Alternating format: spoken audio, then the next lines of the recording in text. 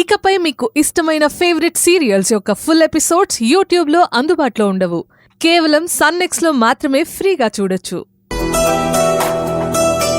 అలా పర్మిషన్ తీసుకుని వస్తూ దేవిశ్రీ బర్త్డే ఫంక్షన్ కూడా వెళ్ళొస్తున్నానమ్మా.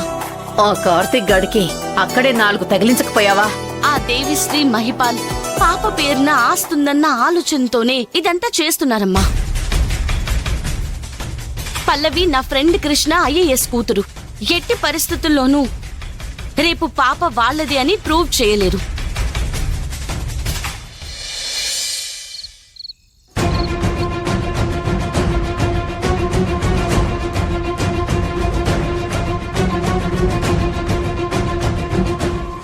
పల్లవి గురించి మహిపాల్ దేవిశ్రీలు చెప్పేది నిజమే కావచ్చు. పల్లవి నిజంగా కూడా వీళ్ల పాపే అయ్యుండొచ్చు.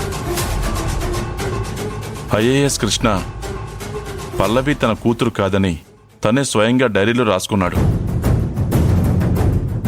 ఈ విషయం సుందరికి తెలియదు. వీళ్ళు కూడా మంచి ఆస్తివంతుల్లా ఉన్నారు. పాప తప్ప మాకు ఆస్తి వద్దు అంటున్నారు. ఈ పాప నా కన్న కూతురు. బై ఈ పాపను మా పాప అనడం వల్ల మాకేం కోట్లు రావు. అమ్మయ్యా, అను పేరు మీద ఉన్న ఆస్తి పల్లవి పేరు మీద రాయించేశారు.